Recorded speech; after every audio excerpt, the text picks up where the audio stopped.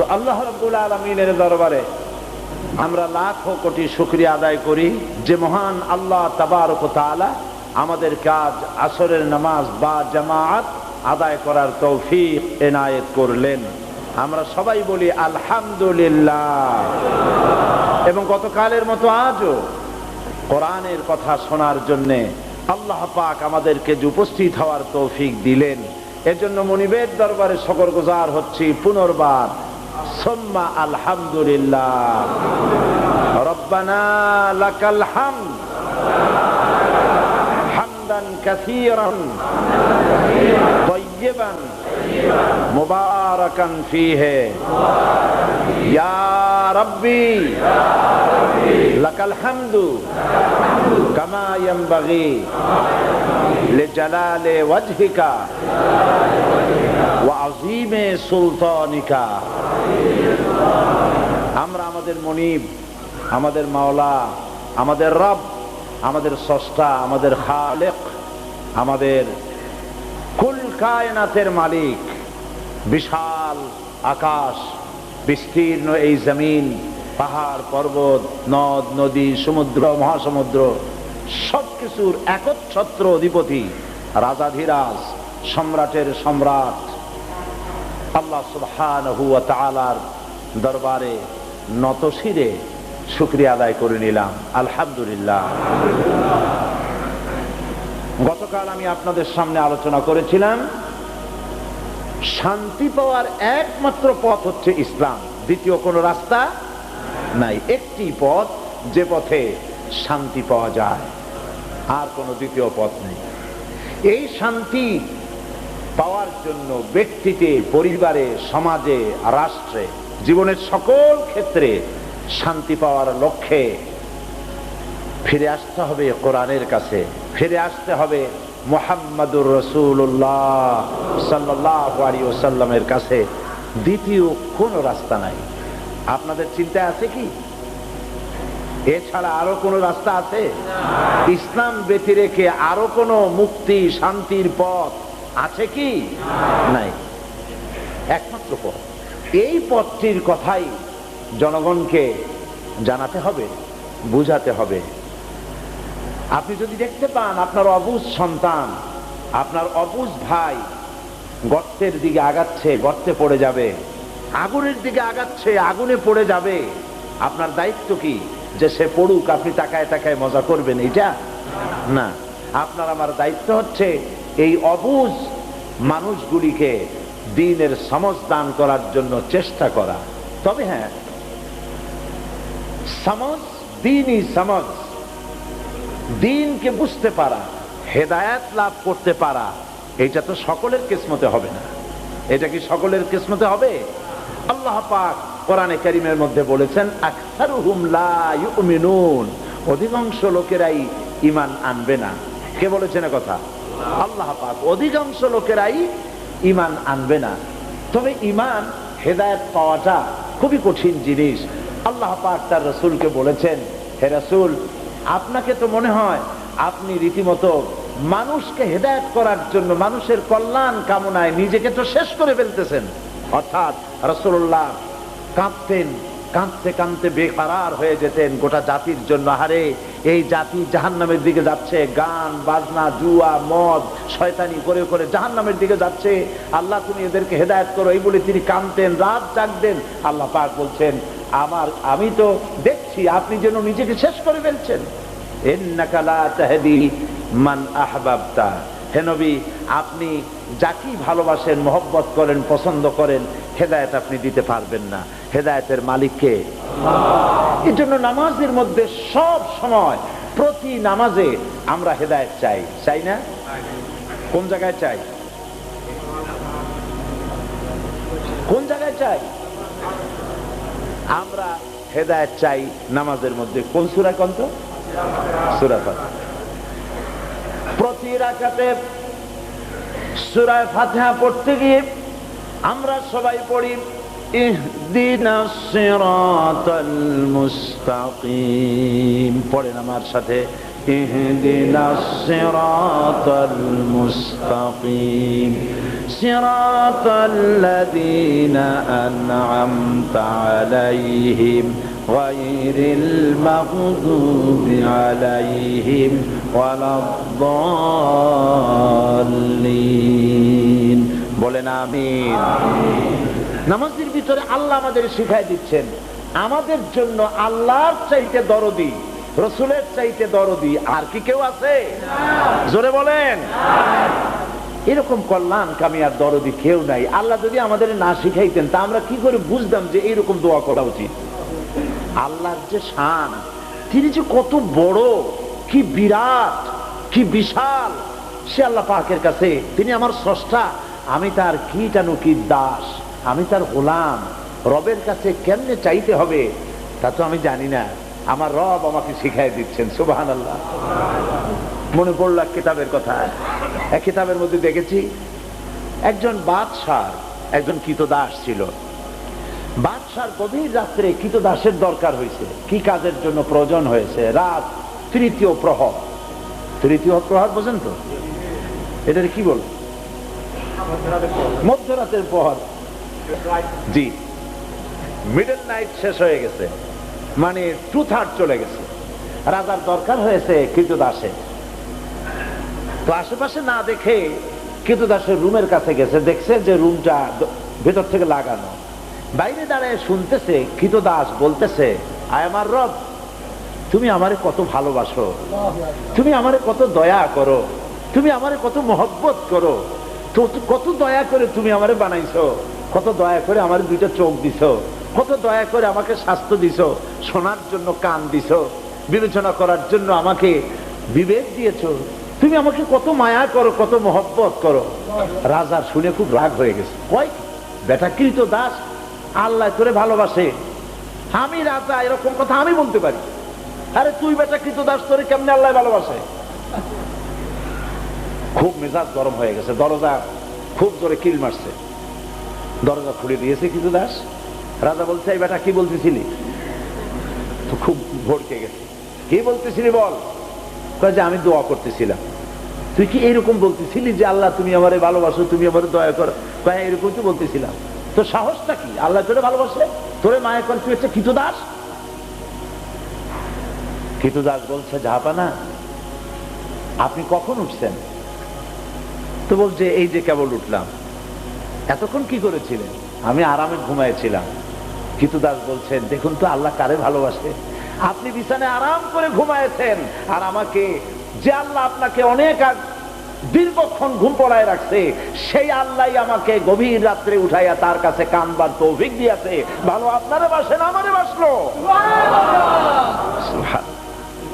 আমি তো দিন এইটা পড়ছি, আমি চোখের পানি রাখতে পারি নাই। সুবহানাল্লাহ, কি কথা কইলো কৃতদাস, তোমারে ভালোবাসে, তুমি তো আরামে ঘুমাই রইছো, আর আমি সেই গভীর রাত থেকে আমার মনিবের সঙ্গে কথা বলতেছি, কাঁদতেছি, আমারই তো আমার মনিব মায়া করতেছেন।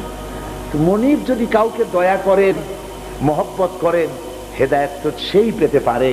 তিনি দয়া করে আমাদেরকে শিখাই দিয়েছেন, বান্দা বুঝবি তো না কেমনে দোয়া করা লাগে, এইরকম দোয়া কর আমার কাছে। সুবহানাল্লাহ। সূরা ফাতিহা রীতিমতো একটা দোয়া। সূরা ফাতিহা কি? একটা দোয়া ইটসেলফ। এই সূরাটা হচ্ছে সূরাতুদ দোয়া, সূরাতুস সওয়াল, সূরাতুস শিফা, উম্মুল কিতাব, কত নাম সূরা ফাতিহা। এগুলি এই সূরা ফাতিহা চট্টগ্রামে তাফসীর করছিলাম 5 দিন, আলহামদুলিল্লাহ।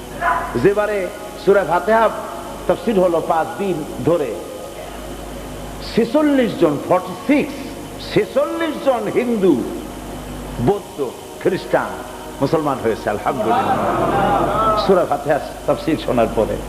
তো আল্লাহ রাব্বুল আলামিন আমাদের শিখাই দিতেন এই ভাষায় দোয়া কর, ইহদিনাস সিরাতাল মুস্তাকিম। আয় আল্লাহ, কিচ্ছু চাই না তোমার কাছে, তুমি আমাকে একটা সরল সহজ রাস্তা বলে দাও, এমন রাস্তাটা বলো যেই রাস্তা দিয়ে গেলে পরে তোমারে পাই। সুবহানাল্লাহ। সেই রাস্তাটা হচ্ছে নিয়ামত প্রাপ্তদের রাস্তা। নিয়ামত প্রাপ্ত কারা? 4 শ্রেণীর লোক। কয় শ্রেণী? নবীন, সিদ্দিকিন, শুহাদা, আর একটা কোন আপনারা? আলহামদুলিল্লাহ, সালেহিন। এই 4 শ্রেণীর লোক। এই 4 শ্রেণীর লোকদের পথই হচ্ছে নিয়ামত প্রাপ্ত। এই 4 শ্রেণীর লোক হচ্ছে নিয়ামত প্রাপ্ত। আল্লাহ এই পথ আমাকে দেখাও, গায়রিল মাগদুবি আলাইহিম ওয়ালাদ-দাল্লিন। আয় আল্লাহ, যারা পথভ্রষ্ট হয়ে গেছে, যারা গোমরা হয়ে গেছে, ওই পথ চাই না, ওই পথে চলবো না। পথভ্রষ্ট কারা? পথভ্রষ্ট হচ্ছে নাসারা। আর মাগদুব অভিশপ্ত কারা? তারা হচ্ছে ইহুদি। কোরআন শরীফ আল্লাহ পাক বলছেন এদের থেকে, এদের চালচলন বর্জন করো। আর কি করো? তোমাদের সকলকে নিয়ামত প্রাপ্তদের পথ অনুসরণ করার জন্য আমার কাছে দোয়া করো। হেদায়েত দেওয়ার মালিক আমি। নবীরাও হেদায়েত করতে পারে না, পারে না। সমস্ত আম্বিয়া আলাইহিমুস সালাম, সাহাবায়ে কেরাম এবং তারপরে যারা দুনিয়া আসছেন সবাই হচ্ছেন ইরাআতুত তারিক, রাস্তাটা দেখায় দেবে। ইসাল ইলাল মাতলুব, অর্থাৎ মূল ডেস্টিনেশন, লাস্ট ডেস্টিনেশন, শেষ গন্তব্যে, মকসুদে মঞ্জিল পৌঁছায় দেওয়ার দায়িত্ব হচ্ছে কেবলমাত্র আল্লাহ রাব্বুল আলামিনের। তিনি পৌঁছে হেদায়েত দেওয়ার মালিক তিনি। পয়গম্বরের রাস্তা দেখাইতে পারেন। পয়গম্বরেরা যদি হেদায়েত করতে পারতেন তাহলে ওমর রাদিয়াল্লাহু তাআলা আনহু যেমন ইসলাম কবুল করছিলেন, আবু জাহেলও করত, আবু লাহাবও করত, এই আবু তালেবও করত। কিন্তু হেদায়েতের মালিক নবীরা নয়, হেদায়েতের মালিক কেবলমাত্র আল্লাহ রাব্বুল আলামিন। এই জন্য হেদায়েত পাওয়া যত সহজ, হেদায়েতের উপরে টিকে থাকা তার থেকে 1000 গুণ, লাখ গুণ বেশি কষ্ট। এই জন্য আল্লাহ রাব্বুল আলামিন একটি দোয়া কোরআনে কারীমের মধ্যে হেদায়েত প্রাপ্তদেরকে শিখায় দিয়েছেন। তোমরা যারা হেদায়েতের পথে চলতে চাও বা হেদায়েত পেয়েছো, আমার কাছে দোয়া করো, রব্বানা লা তুজিগ কুলুবানা বা'দা ইয হাদাইতানা। পড়েন আমার সাথে, রব্বানা লা তুজিগ কুলুবানা বা'দা ইয হাদাইতানা ওয়া হাব লানা মিন লাদুনকা রাহমাতান ইন্নাকা আনতাল ওয়াহ্হাব। রব্বানা, আয় আমার রব, আয় আমার প্রভু। সুবহানাল্লাহ, আল্লাহ শিখাই দিয়েছেন এভাবে বলো, আয় আমার রব, তুমি লা তুজিগ কুলুবানা, তুমি আমার অন্তরটাকে বিগড়ে দিও না। বা'দা ইয হাদাইতানা, যখন তুমি আমাকে একবার হেদায়েত দিয়েছো মাবুদ, এই হেদায়েতের রাস্তা থেকে আমাকে বিগড়ে দিও না। বলেন আমিন, জোরে বলেন আমিন। শয়তান তো অহরহ চেষ্টা করবে আমাকে হেদায়েতের রাস্তা থেকে সরিয়ে দিতে। মাবুদ, তুমি দয়া করে আমাকে হেদায়েতের উপরে টিকায় রেখো। বলেন আমিন। ওয়াজে, তাফসীরে কি বলা হয়? তাফসীরগুলিতে, ওয়াজগুলিতে এই কথাই তো বলা হয়, হেদায়েতের কথাই বলা হয়।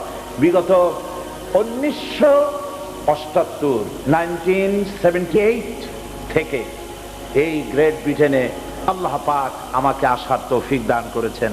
আজকে 2000 সাল, কত বছর হলো? 22 বছর।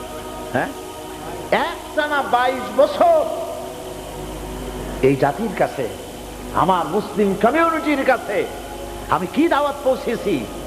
আমার হাজার হাজার লাখো ক্যাসেট গোটা পৃথিবীর সমস্ত বাংলাদেশি মুসলমানদের ঘরে ঘরে অসংখ্য ক্যাসেট আছে, যা মহিলাদের কাছেও আছে, পুরুষদের কাছেও আছে, বাড়িতেও আছে, গাড়িতেও আছে। কি আমি বলেছি? আমার কথাগুলি কি আপনাদের কাছে রিজার্ভ নাই? আল্লাহ সাক্ষী, আল্লাহ সাক্ষী। কি শুনিয়েছি আমি আমার জাতিকে, জীবনকে বাজি রেখে।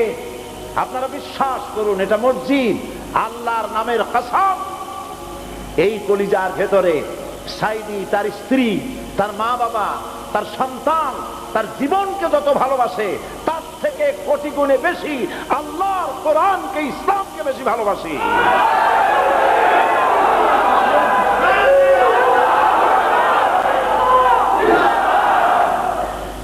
জীবনকে মৃত্যুর সঙ্গে বাজি রেখে জাতির কাছে ঘরে ঘরে, দুয়ারে দুয়ারে, আনাচে কানাচে, দেশ থেকে দেশান্তরে আল্লাহ পাকের দরবারে নতশিরে শুকরিয়া জানাই। তিনি দয়া করে পৌঁছিয়েছেন মানুষের কাছে। মানুষের কাছে দ্বীনের কথা বলেছি ভাইরা, হেদায়েতের পথে থাকুন, সন্তানগুলিকে বাঁচান। আপনারা যারা আমার সামনে সিলেটি ভাইয়েরা বসে আছেন, কলিজা দিয়ে মহব্বত করি আর প্রশ্ন করি, আপনাদের সন্তানেরা যুবক ছেলেরা আজকে এই দেশে যারা বসবাস করছে, আমাদের ছেলেপেলেরা, আমি তো এখানে থাকি না, আপনারা থাকেন, আপনাদের সন্তান, আপনাদের ছেলে, আপনাদের মেয়ে, তাদের ব্যাপারে আপনারা চিন্তিত কিনা বলেন? আপনাদের মাথায় চিন্তা কিনা বলেন?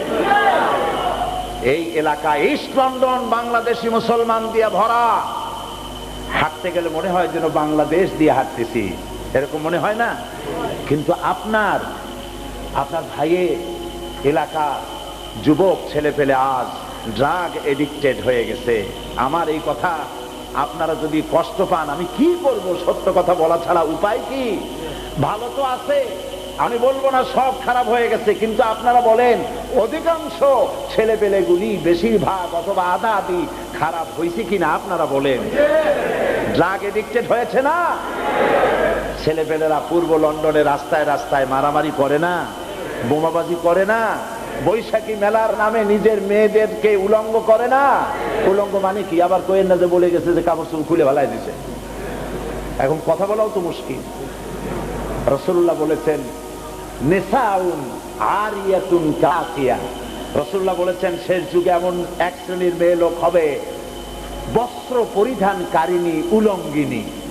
আমার রাসূলের ভাষা, বস্ত্র পরেছে কিন্তু উলঙ্গ। বস্ত্র পরলে আবার উলঙ্গ হয় কেমনে? এমন বস্ত্র পরেছে যা পরাও যা না পরাও তাই। আমার কথা বুঝে আসছে আপনাদের? মেয়েগুলি দিয়া বৈশাখীর নামে আপনারা কি করতেছেন? ঈদের দিনে মদ উড়াইয়া, শ্যাম্পেন ছাকড়াইয়া কি করা হচ্ছে? মারামারি, বোমাবাজি, এগুলি কি হচ্ছে না? এই কথা বলে আমি আপনাদেরকে জানাতে চাই, এই ব্রিটিশ গভর্নমেন্ট লক্ষ লক্ষ বিদেশি মানুষদেরকে ঠাঁই দিয়েছে এই দেশে। আমরা মুসলমান, এদের কাছে আমাদের সম্মান কি নষ্ট হওয়া উচিত না সম্মান বাড়া উচিত? সম্মান কি হওয়া উচিত? সম্মান বাড়ানো উচিত। আমরা কি বাড়াইতে পারছি? কমিউনিটি লিডার যারা তারা তো মাহফিলে কম আসেন। অনুরোধ করব, মাহফিলে হিংসা করে নাই বা আসলেন, ক্যাসেটটা অন্তত শোনেন। আপনাদের দায়িত্বটা কি ছিল? আপনাদের দায়িত্ব কি ছিল? আজকে রাস্তায় দাঁড়ায় দাঁড়ায় যারা মুসলমানদেরকে কোরআন শোনা থেকে ফিরালেন, আপনারা নিজেরা না মাহফিল করেন কোরআনের, না হাদিসের, না তাফসিরের, গান বাজনা মেলা, এটাই তো হলো। কমিউনিটি লিডারদের কি দায়িত্ব নাই বাংলাদেশের মর্যাদাকে সমুন্নত করা? এটা কি দায়িত্ব নয়? ছেলেগুলিকে জাহান্নামের আগুন থেকে ফিরানো, এটা কি দায়িত্ব নয়? আমার বন্ধুগণ, আমি বদদোয়া করব না। তারা রাস্তায় দাঁড়িয়ে যে সমস্ত গালাগালি করেছে, যা কিছু বলেছেন, গালা বদদোয়া আমার রাসূল আমাকে শিখান নাই। আমার রাসূল এত মার খাইলেন তায়েফের মাঠে, শরীর থেকে রক্ত ঝরে ঝরে তায়েফের মাটি লাল হয়ে গেল। হযরতে জিবরাইল এসে বলছেন, ইয়া রাসূলুল্লাহ, আপনার এই অবস্থা, রক্তাক্ত অবস্থা দেখে আকাশের ফেরেশতারা কাঁদতেছে। আমি পাহাড় পরিচালক ফেরেশতা সাথে করে নিয়ে এসেছি, আপনি নির্দেশ করুন। এই পাহাড় পরিচালক ফেরেশতা আপনার হুকুম অনুযায়ী পাহাড়কে উঁচু করে কাফেরদেরকে মাটির সাথে মিশায় দেবে। আল্লাহ নবী বলেছেন, ও জিবরাইল, আমি যদি বদদোয়া করি আর সব কাফির যদি দুনিয়া থেকে বিদায় হয়ে যায়, একজনও যদি না বাঁচে, তাহলে কার কানে পৌঁছাবো আমি? লা ইলাহা ইল্লাল্লাহু মুহাম্মাদুর রাসূলুল্লাহ। এই জিবরাইল, এমনও তো হতে পারে এই লোকগুলি ঈমান আনলো না, কিন্তু তার জন্মে যে সন্তান আসবে সেও তো ইসলাম কবুল করতে পারে। কাজে আমি বদদোয়া করব না। নবীজি রক্তাক্ত শরীর নিয়ে, আঘাতপ্রাপ্ত শরীর নিয়ে আল্লাহ রাব্বুল আলামিনের দরবারে দুহাত তুলে মুনাজাত করে বললেন, রব্বুল আলামিন, তায়েফবাসীরা বুঝে নাই যে আমি তোমার নবী, ওরা বুঝতে পারে নাই আমি তোমার হাবিব, বুঝতে পারে নাই, না বুঝে আমার উপরে অত্যাচার করলো, গালাগালি করলো। আল্লাহ রাব্বুল আলামিন এই জন্য তুমি গোসা করে তায়েফবাসীদের উপরে গজব নাজিল করো না। আল্লাহুম্মা গফির লিকওমি ফাইন্নাহুম লা ইয়ালামুন। আয় আল্লাহ, আমার কওমকে মাফ করে দাও, ওরা বুঝে নাই। যারা আজকে বিরোধিতা করলো, আল্লাহর কাছে দোয়া করি, আল্লাহ তুমি দয়া করে হেদায়েত নসিব করে দাও, দয়া করে হেদায়েত নসিব করে দাও, তাদের কলিজার আগুন, হিংসার আগুন নিভায় দাও। ভাইয়েরা আমার, আমি আপনাদের কাছে কি কথা শোনাই? আমি আপনাদের কাছে বিগত বছরগুলিতে এবং প্রত্যেক বছর এই কথাই বলি, কোরআনের কথা শোনাই। আল্লাহ রাব্বুল আলামিন বলেছেন, ইয়া আইয়ুহাল্লাযীনা আমানু কু আনফুসাকুম ওয়া আহলিকুম নারা। হে বিশ্বাসীরা, নিজে আগুন থেকে বাঁচো জাহান্নামের, নিজের সন্তান সন্ততি আহলে আয়ালকে জাহান্নামের আগুন থেকে বাঁচাও। কে বলতেছেন? আল্লাহ। সন্তানগুলি জাহান্নামের দিকে আগায় যাচ্ছে, তারা ড্রাগ এডিক্টেড হচ্ছে, নাচতেছে, গাইতেছে, মারধর করতেছে, বোমাবাজি করতেছে, জেনাবে বিচার করছে, নষ্ট হয়ে যাচ্ছে। আমাদের দায়িত্ব হাত ধরে এই সব অবুঝ মানুষগুলিকে, অবুঝ সন্তানদেরকে, তাদেরকে চরিত্রবান বানানো এবং এই ব্রিটিশ গভর্নমেন্টের সামনে দেখানো যে পৃথিবীতে মুসলমানরাই চরিত্রবান জাতি। জোরে বলেন সুবহানাল্লাহ। এই চরিত্র দেখানো দরকার ছিল। বন্ধুগণ, আমরা যদি রক্ষা পেতে চাই, আল্লাহর কথা শুনতে হবে। কার কথা? আল্লাহ। আল্লাহ রাব্বুল আলামিন কোরআনে কারীমের মধ্যে বলেছেন, ইয়া আইয়ুহাল্লাযীনা আমানু দুখুলু ফিস-সিলমি কাফা ওয়া লা তাত্তাবিউ খুতুওয়াতিশ শাইতান ইন্নাহু লাকুম আদুউম মুবিন। হে বিশ্বাসীরা, তোমরা যারা ঈমান এনেছো, শোনো, উদখুলু ফিস-সিলমি কাফা, খুব খেয়াল করে শুনুন, পরিপূর্ণরূপে ইসলামের মধ্যে দাখিল হও। কে বলছেন? আল্লাহ। পরিপূর্ণরূপে ইসলামের মধ্যে দাখিল হও। কাদেরকে বলতেছেন? ঈমানদারদেরকে। আমরা তো সকল ঈমানদার, নাকি বলেন? আমরা যারা আসছি, আমরা ঈমানদার না? অবশ্যই আমরা ঈমানদার। বল আলহামদুলিল্লাহ। আমাদের ঈমানের ভিত্তি হলো, আমরা মনে প্রাণে বিশ্বাস করে মুখে উচ্চারণ করেছি, লা ইলাহা ইল্লাল্লাহু মুহাম্মাদুর রাসূলুল্লাহ। জোরে পড়েন, লা ইলাহা ইল্লাল্লাহ, লা ইলাহা ইল্লাল্লাহ, লা ইলাহা ইল্লাল্লাহু মুহাম্মাদুর রাসূলুল্লাহ। এই কালেমা হচ্ছে আমার ঈমানের ফাউন্ডেশন। যখনই মোমেন হলাম, আল্লাহ আমারে শোনাইলেন, মোমেন যখন হইছো, সিলমের মধ্যে 16 আনা ঢোকো, পরিপূর্ণ রূপে ঢুকে যাও ইসলামের মধ্যে। পরিপূর্ণ ঢোকা মানে, খুব সহজ করে বুঝাতে গিয়ে আমি বলি, এই যে আমরা কোট গায়ে দেই, আমি একটা আবা গায়ে দিয়েছি, এর দুইটা হাতা আছে, এদিক দিয়েও হাত ঢুকানো যায়, এদিক দিয়েও হাত ঢুকানো যায়। এখন আমি একটার মধ্যে হাত ঢুকাইয়া বাকিটা পিঠের উপরে ঝুলায় রাখলাম। কেউ কি বলবে যেটা আমি গায়ে দিছি? না, ফালাই দিছি পিঠের উপরে। প্যান্ট পরতে গিয়া একটার মধ্যে পাও ঢুকাই দিল, আর একটা টানতে টানতে আনলো। এখন কি বলবেন? লোকটা প্যান্ট পরছে? মসজিদের বাইরে দাঁড়াইয়া জানালার ফাঁক দিয়া কল্লা ঢুকাই দিছে, বডিটা বাইরে। কেউ কি বলবেন যে লোকটা মসজিদে ঢুকছে? তাহলে মসজিদে ঢুকতে হলে বডি সুদ্ধা ঢুকতে হবে, প্যান্টের দুটো ফাঁকের মধ্যে দিয়ে ঠ্যাং ঢুকাইয়া পড়তে হবে, জামাটা সবটা গায়ে দিতে হবে। তাহলে বোঝা গেল জামাটা পুরা গায়ে দিছে, প্যান্টটা পরছে, লোকটা মসজিদে ঢুকছে। কথা বুঝে আসছে কিনা? আল্লাহর কথা কত হিকমতপূর্ণ, হাকিমানা আন্দাজের কথা। সুবহানাল্লাহ। ঈমানের দাবি করছো তুমি, কিন্তু এতে হয় নাই।